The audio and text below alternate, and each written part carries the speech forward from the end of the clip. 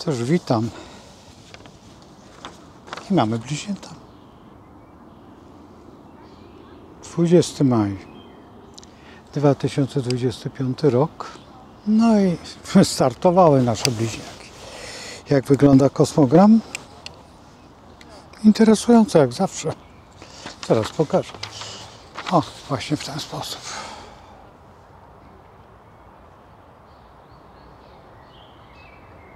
Chyba starczy już. Co jest najważniejsze, że dzisiaj jest 20. Godzina 20:55. Dopiero słońce wkracza w bliźnięta. No i będzie cały miesiąc.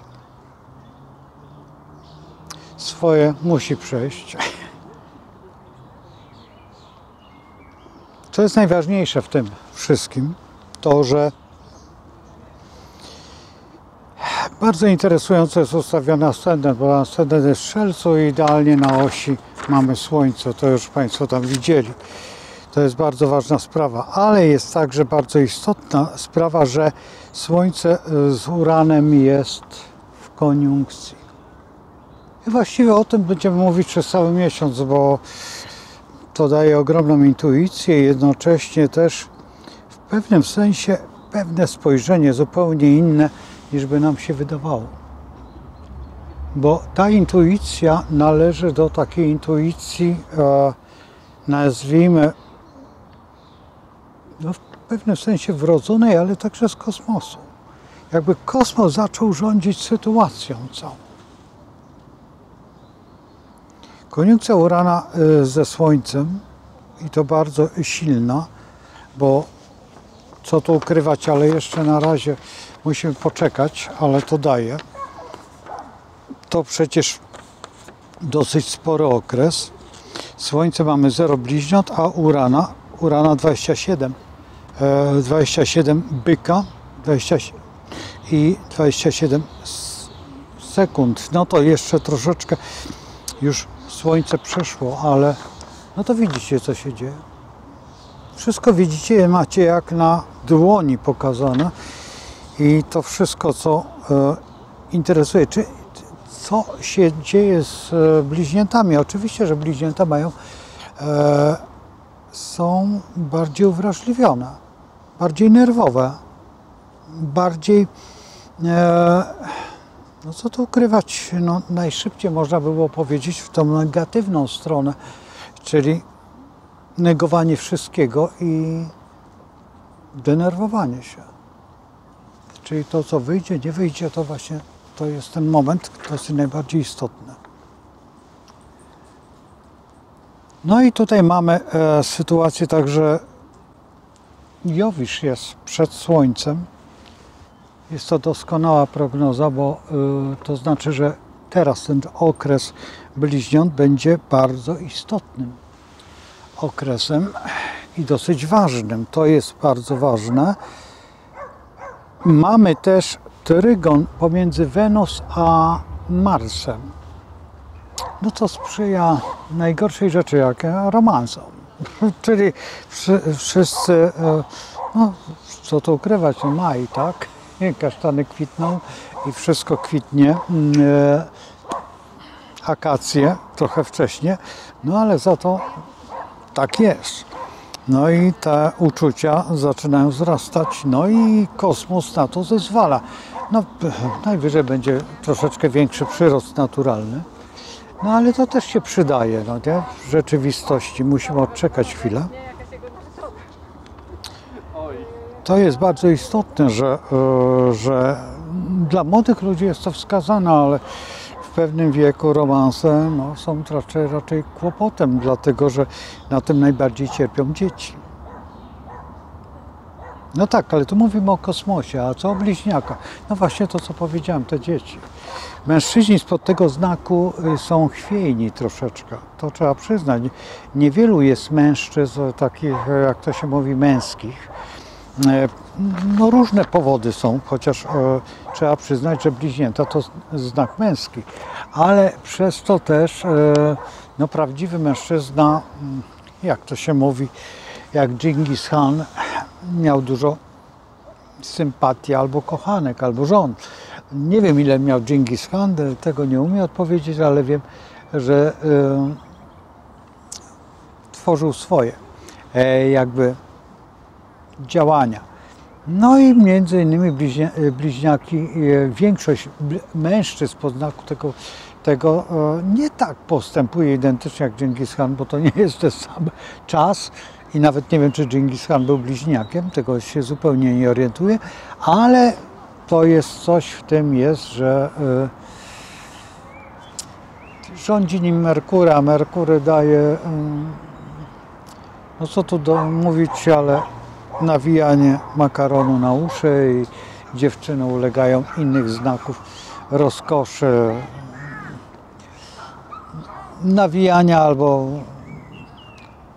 tak zwanej, no wiecie co, na szydełku się robi skarpetę. I w ten sposób no troszeczkę kłopot. Dziewczyny z kolei, ja dlaczego wymieniam mężczyzn pierwszych? No bo to jest znak męski, a przepraszam wszystkie damy za to, że tak postąpiłem, ale kobiety mają najtrudniej, dlatego że zostają same z dziećmi, wychowują je, potem mają problemy. A dlaczego? Powodem jest co innego, nie jest to, że romansują, to nieprawda. Tylko że pozwalają na zbyt wiele mężczyźnie. Po prostu wierzą im, bo są męskie. Wiecie, o co chodzi. A jeżeli kobieta powie tak, to akurat ta kobieta z podznaku bliźniąt ma twardy charakter. I to jest właśnie to, że mężczyźni wykorzystują to w prosty sposób, no odchodzą. I no, już wszystko wiecie, bo co ja będę tutaj opowiadał, każda historia ma swoją ścieżkę i swój plan, taki lekko bajerancki czy jakiś tam, bo to jest znowuż ten makaron, tylko z drugiej strony, nie od strony kobiety, a kobiety z podznaku bliźniąt są, mało że są bardzo ładne, zgrabne, nie są figlarne. To jest właśnie mankament. Nie mają tego czegoś, co ma waga. Nie chcą być takie jak znak poprzedni, czyli kobiety z podznaku byka, bo są zgrabniejsze, ale nie potrafią tego utrzymać i nie są materialne. To jest bardzo, no powiedzmy, że jest to w pewnym sensie wada.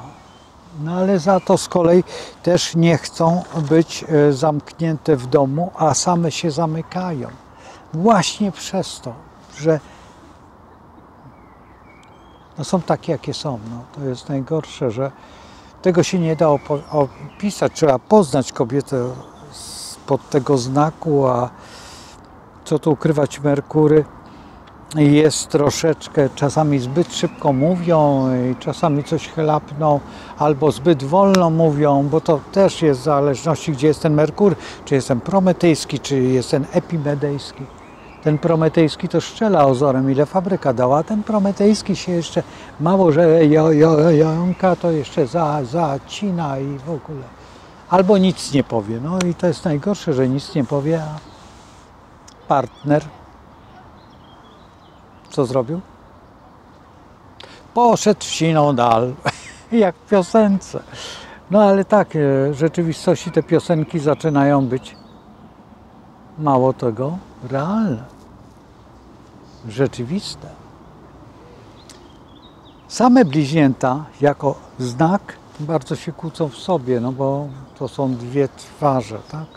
Dwie twarze, jedna z drugą, no nie wytrzymują. To jest ten Mr. Hyde i wiecie, o co chodzi. No i oprócz tego jeszcze inne zasady, które są, no nie są tak miłe, tak dobre, jak powinno się tutaj reprezentować. Ale najgorsze jest w tym wszystkim to, że opowiada się o tym i w taki sposób, no troszeczkę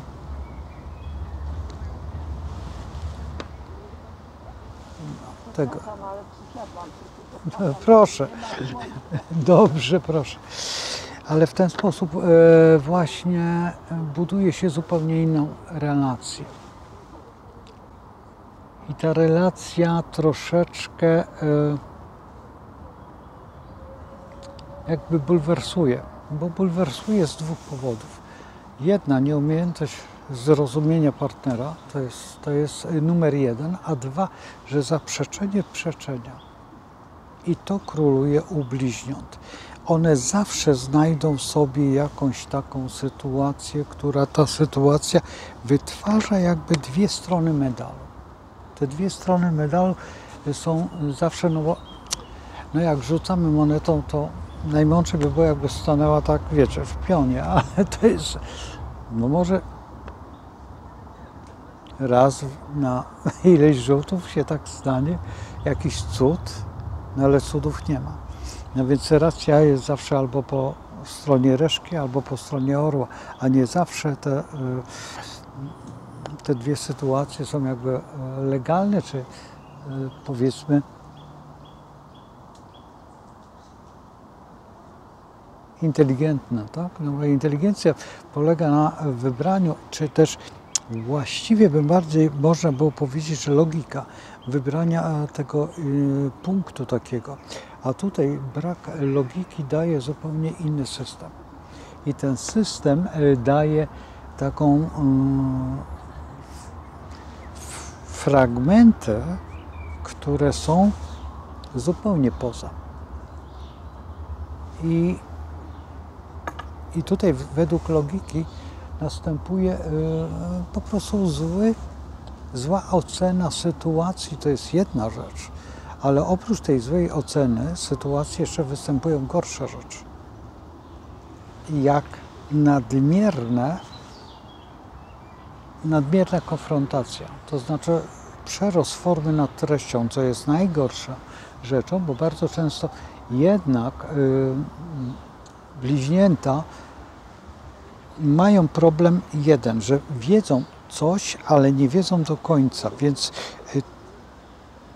po prostu uczą się tylko nagłówków, a nie całego tematu. I teraz to jest rola rodziców, kiedy są bliźnięta w domu, że trzeba je przypilnować, żeby one podjęły tą walkę o wiedzę, żeby ta wiedza przyrastała, a nie była ciągle, i dlatego też bliźnięta mają kłopoty potem w życiu, bo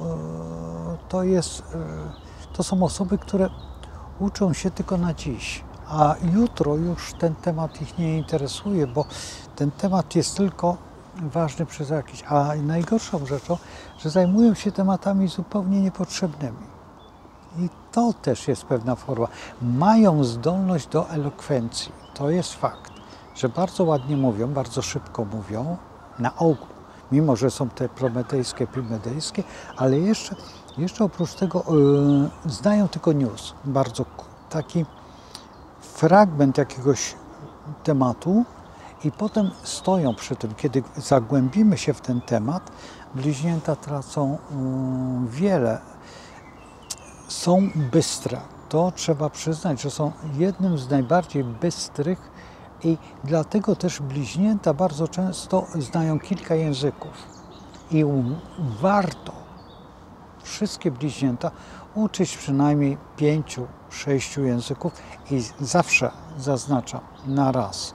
To nie jest tak, że lepiej nauczyć niemieckiego, francuskiego czy hiszpańskiego. Nie, na raz. Jeżeli w przedszkolu są 2 czy 3 języki, bardzo dobrze. Jeżeli przychodzi 3 i uczyć je od najmłodszego okresu, czyli nawet bym powiedział, że tylko jak zaczną mówić, a znacie języki, to wprowadzajcie te języki. Jeżeli tata mówi po angielsku, a mama mówi na przykład po chińsku, zapraszam. Jeżeli mama mówi po francusku, a tata mówi po hiszpańsku, tym bardziej, a mieszkacie w Polsce. Bo babcia mówi po polsku, tata mówi tylko po hiszpańsku, no i macie wtedy już automatycznie 3 języki i te 3 języki was poprowadzą w ten sposób, że będziecie, to dziecko będzie dużo łatwiej korespondować, ponieważ niektóre rzeczy warto przeczytać w języku na przykład francuskim, tak jak literaturze, z kolei w językach technicznych to niemiecki, a oprócz tego jeszcze mamy inne języki, które dzisiaj już zaczynają królować, chociażby tak chiński, który pomału dochodzi do tego, że tutaj na tym terenie Polski już w tej chwili po chińsku zaczyna sporo osób mówić i to nawet w kantońskim i z dialektami, bo znam kilka osób, które mówią perfekcyjnie po chińsku. Także tutaj, a hiszpański jest drugim językiem na świecie, którego warto, a jednak bliźnięta lubią podróżować i potrafią podróżować przez swoją ciekawość, to jest jedna rzecz. No i co tu ukrywać, są bliźnięta, są świetnymi handlowcami, świetnymi w tej chwili, to AI to dla nich numer jeden, bo tutaj potrafią się wyżyć swoją elokwencją bardzo krótką i zwięzłymi zdaniami, no i tego sporo jest, tego wszystkiego, co bliźnięta potrafią. Bliźnięta są świetnymi aktorami także, tutaj to trzeba przyznać, potrafią nieźle zagrać swoją rolę, no to wiecie o tym, to jest ten makaron na uszy i tam jeszcze inne rzeczy. Bliźnięta także są świetnymi przewodnikami i bardzo często ja też cenię sobie bliźnięta, kiedy idą tą drogą taką pedagogiczną, kiedy idą tą drogą Merkurego, kiedy uczą właśnie zachowań, pewnej kultury, pewnych działań. To jest bardzo ważna cecha i bliźnięta świetnie tłumaczą pewne rzeczy, też mają ku temu możliwości i sporo jest, właśnie bliźnięta mają dosyć spory wachlarz, to trzeba przyznać, mimo że są bardzo nerwowe, mimo że ta nerwica u nich i nieumiejętność stosowania jakby reżimu swojego daje wiele kłopotów, dlatego że reżim jest potrzebny po to, tutaj awantura psia. Reżim jest potrzebny po to, żeby zastosować jakby swoje świadome rozwiązywanie problemu. Ten hałas to troszeczkę jest tutaj, ale cóż, pieski mają swoje prawa i rozmawiają po swojemu. Nie wiem, dlaczego psy czekają na siebie, ale to jest taka cecha u nas w Polsce, bo wszędzie, tam gdzie mieszkałem w Austrii, zupełnie psy nie reagowały na siebie, w ogóle, były zupełnie obojętne, a tutaj w Polsce jednak coś jest i mając swoją harciczkę, która jest Czeszką z urodzenia, ona też raczej nie wchodzi w konflikt z psami, raczej unika ich. I to jest właśnie dziwne, że taki pies, a jednak. Teraz dalej idąc, jeżeli chodzi o bliźnięta nasze drogie, które rozpoczynają swoją karierę w tym miesiącu, bo przecież tylko pamiętajcie o tym, że czekajcie do momentu, kiedy urodzicie się, do tej swojej daty, dlatego że te wszystkie dni przed tą datą są tragiczne. No i uważajcie na to, bo macie skłonność do jakichś takich, to przez tą planetę Merkury, która jest wynalazkiem pomysłów i też takiej aktywności bardzo dziwnej. No i tutaj musicie zrealizować swoje plany. Słuchajcie, zapraszam na 21, to jest numer 1, zresztą to też pójdzie o 21, ale codziennie, miejmy nadzieję, że codziennie, o wsetkę na żywo. To jest jedna sprawa. Druga sprawa, że zbliża się ten moment, kiedy już zaczynam być bardziej aktywny, no bo wszystko się ku temu skłania. Też, no, jak to się mówi, kroczy wiosna i co tu ukrywać, wybory też przed nami już tego człowieka najważniejszego w kraju. To też jest. No i zobaczymy, kogo wybierzemy. To nie powinno być, ale no jest taki czas, co ileś lat. To jest jedna rzecz. Ja omawiam te wszystkie sprawy tutaj bardzo często i bardzo dokładnie. Staram się przynajmniej. Czasami ukrywam albo kluczem mówię, dlatego że bliźnięta powinny dać sobie radę z tymi kluczami, dlatego że to nie są jakieś bardzo trudne, ale jednak zmuszające do jakiejś szermierki umysłowej i skorzystania z synaps i co tu ukrywać i całej elektroniki mózgu, czy też AI, tak, czy jakoś to się nazywa. No, ja nie jestem taki bardzo internetowy, ale wiecie, o co chodzi. I radzę przede wszystkim Wam wszystkim, bliźniakom, uważać na to, co tworzycie, co robicie i o czym mówicie. Bo czasami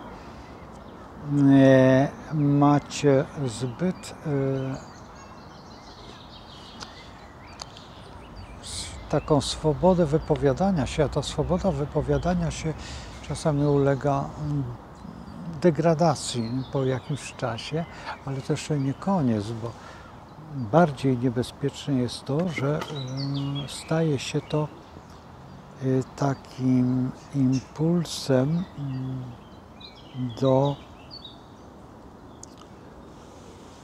do działań, które są, powiedzmy, że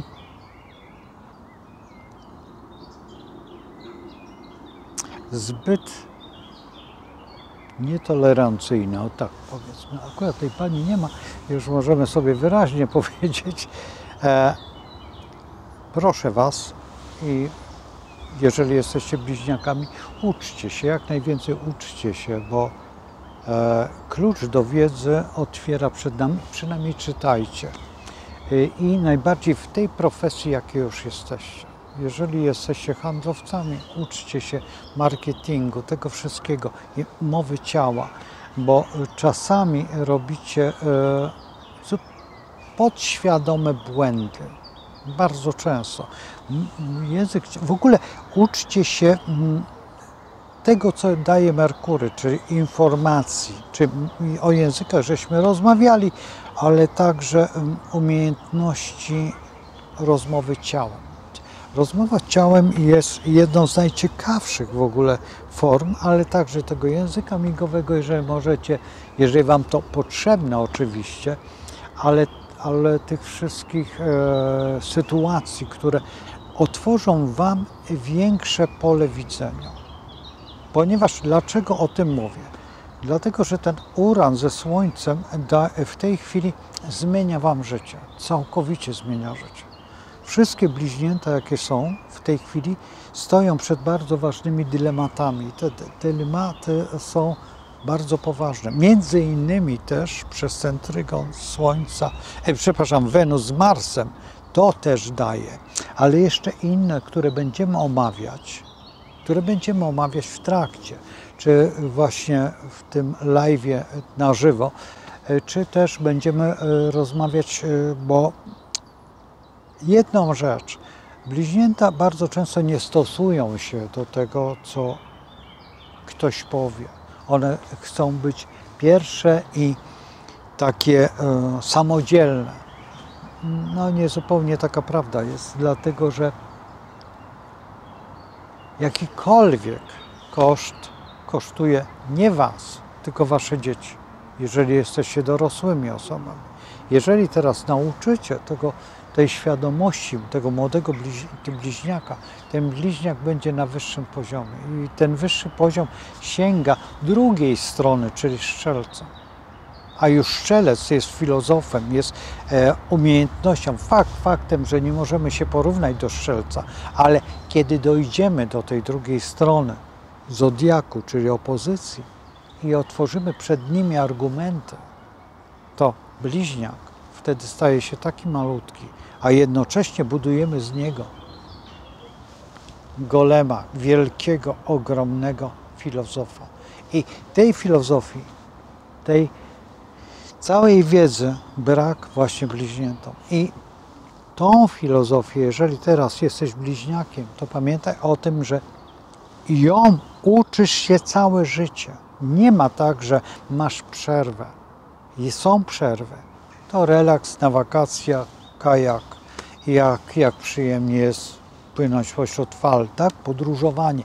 Podróżowanie jest dla was relaksem, ale jednocześnie umiejętność właśnie myślenia, a podróż jest właśnie nowym odkryciem nowych lądów, nowych zdarzeń.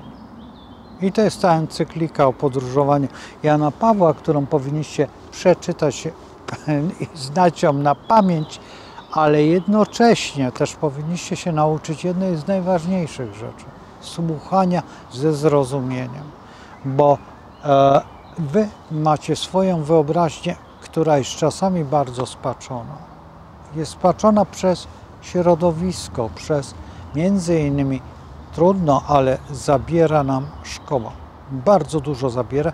Dlaczego? Dlatego, że chcecie się podlizać i potem nie potraficie rozwiązać, bo nauczyciel jest taki, jaki jest. On powinien otwierać horyzonty, a w tej chwili no, troszeczkę czas, który przychodzi, a największym nauczycielem w tej chwili jest internet i te wszystkie migawki, które pokazują, i z tego wywnioskowanie czasami jest to tylko wyłącznie iluzja, bardzo często, i tylko bajka. I nie jest to ta świadomość, którą ty możesz dotknąć, gdzie właśnie poprzez wielką wiedzę, poprzez ogromne przeciążenie swoich szarych komórek dochodzisz do tego, że jesteś jednym z najmądrzejszych znaków. Ale to wymaga ogromnej pracy. I trzeba brać pod uwagę, że na jakąś ilość was, wszystkich bliźniąt, zaledwie kilka osób kończy w ten sposób, że są naprawdę wspaniałymi, mądrymi ludźmi, a większość tylko udaje albo klakieruje, ale najgorsze, że klakieruje głupocie, a nie zdrowemu rozsądkowi, bo no cóż, błędy albo młodości, albo głupoty, albo podjęcie nie takich decyzji, co jest powodem? Właśnie środowisko, w jakim się znaleźliście albo wychowujecie i chcecie klakierować w nim, bo chcecie być większym. Lepiej klakierować w wiedzy, niż klakierować w tak zwanym życiu, czyli w tym, co się teraz znajdujemy. Nie jest dla mnie problemem wyciąć tutaj to drzewo, ale problemem jest zasadzenie jego.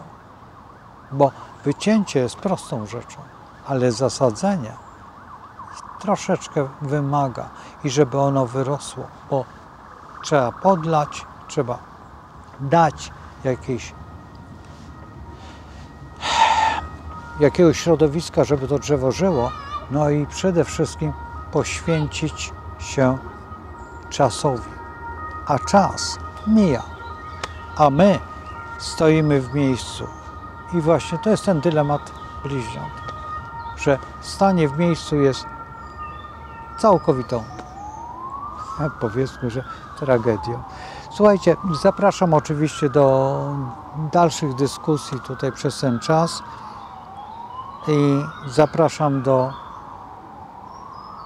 no cóż, do poznania swojego znaku, o którym będę opowiadał, i tych sytuacji, które zmierzają do zrozumienia samego siebie. Po to służy astrologia. Taka jest.